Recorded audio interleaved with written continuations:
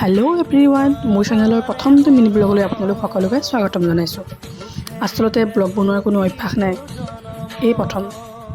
জীউমেনাৰ জন্মদিনৰ এই সৰু সৰু ক্লিপসমূহ ৰাখি থওঁ বুলি, সাঁচি থওঁ বুলি ভাবি আচলতে এই ব্লগটো প্ৰস্তুত কৰিলোঁ, যাতে তাই ডাঙৰ হ'লে তাইক আমি ক'ব পাৰোঁ যে চোৱা তুমি এনেকুৱা আছিলা, তোমাৰ বাৰ্থডে এনেকৈ কৰিছিলোঁ। সৰুকৈ হ'লেও তাইৰ সেই বিশেষ দিনটো আমি ধৰি ৰাখিবলৈ চেষ্টা কৰিছিলোঁ। চাওঁতে চাওঁতে কেনেকৈনো এটা বছৰ সম্পূৰ্ণ হ'ল গমেই নাপালোঁ। এতিয়া তাই খোজকাঢ়িব শিকিছে, কথা ক'ব শিকিছে। আজিকালি তাই কোচত থাকি বৰ বেয়া পায়। সময়বোৰ যে চকুৰ পচাৰতেই পাৰ হৈ যাবলৈ ধৰিছে। সঁচাকৈ সময়বোৰ বৰ বেগী। এই সময়খিনি আমাৰ বাবে বৰ মধুৰ।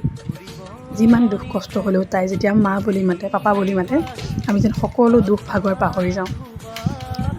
তাইৰ লগতে হাঁহিছোঁ, খেলিছোঁ, মাতিছোঁ, নাচিছোঁ, সকলো। তাই যেন এতিয়া আমাৰ বাবে সকলো। আচলতে এই সময়খিনি ধৰি ৰখাৰ কাৰো ক্ষমতা নাই।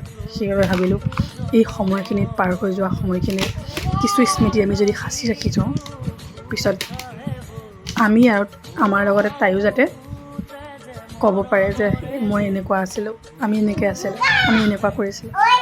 সেইবাবে এই ভিডিঅ'টো প্ৰস্তুত কৰিলোঁ। ভিডিঅ' বনোৱাৰ একেবাৰেই অভ্যাস নাই, হয়তো বহুতখিনি ভুল হ'ব, ভ্ৰান্তি হ'ব পাৰে, আপোনালোকে ক্ষমা কৰিব। তাইৰ বিশেষ দিনটোৰ জন্মদিনৰ তাইক আপোনালোকৰ মৰম আৰু আশীৰ্বাদ দিব।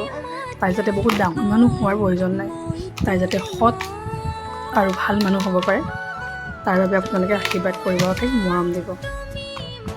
আচৰিত লাগে ভাবিলে, সেইদিনা জন্ম হৈছিলহে আৰু এতিয়া ডাঙৰেই হৈ গ'ল।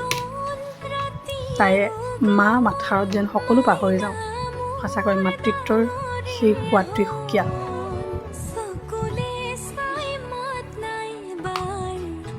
সৰু সৰু কথাবোৰত তাইৰ লগত খেলিবলৈ, উফোন পাতিবলৈ, হাঁহিবলৈ, নাচিবলৈ, আকৌ যেন আমাক সেই শৈশৱটো ঘূৰাই দিছে। এই সময়খিনি সঁচাই পাহৰিব নোৱাৰোঁ। সময়বোৰ বেগী যেতিয়া ক'তনো আমি ৰখাব পাৰিম। সময়ৰ সোঁতত সকলো পাৰ হৈ যাবই, কিন্তু এই স্মৃতিসমূহ আমি যাতে সদায় চাই পেলাই সেই সুমধুৰ ক্ষণখিনি আমি যাতে চাই আমি অনুভৱ কৰিব পাৰোঁ।